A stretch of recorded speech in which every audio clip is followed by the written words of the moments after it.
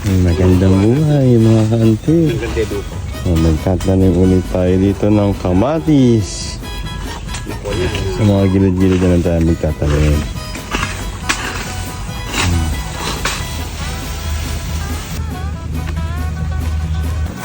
Kaya na ni Kaplari. Ating paglalagyan ng mga kamatis.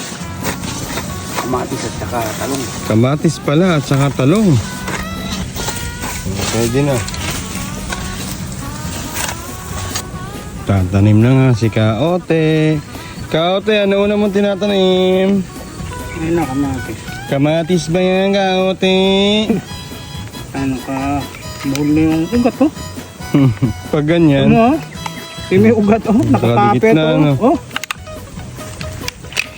Yan hindi pa tinatanim tumutubo na. Ganda. Excited tumubo, ano? Ang ganda ng kamatis. Maganda ba? Lalaki ng puno. Mumunga naman kaya dito sa area natin yan, Kaote? Amumunga yan. Ganda na yan oh. Umpisahan na nga natin ang pagtatanim ng ating kamatis. Kung naiasong yung ugat eh. Ako yung magandang kamatis sa atin. Saan ka ba nakabili niyan, Papa Da? Sa may sapam. Sa Panghain? Ah, sa hain. Ganda eh. Kaya hindi humihinga. Kaya hindi ba humihinga? Wala. Sa ugat. Maraming bumunga. Maraming Kailangan nagsasalita pa. Salita.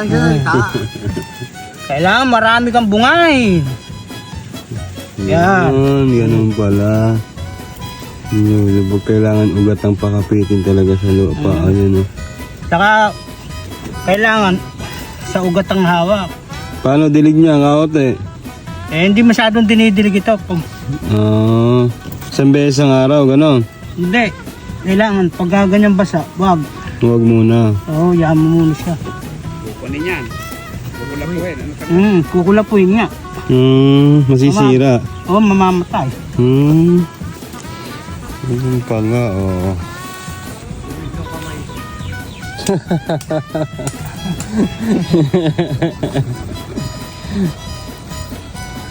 Yan. Makaganda tingnan pag naitanim na, oh.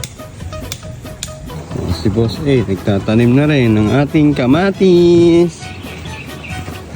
Ako pinagtanim ni Bossing para doon. Malamig, ano? Malamig kasi kamay ko, baka mamaya lang may bulaklak na po. Mamaya lang may bulaklak na. Okay, nakalima lang ako. Tapos na siya. Abilis eh, ano? Oh, ha? Tapos na ang ating kamatis. Oh, ha?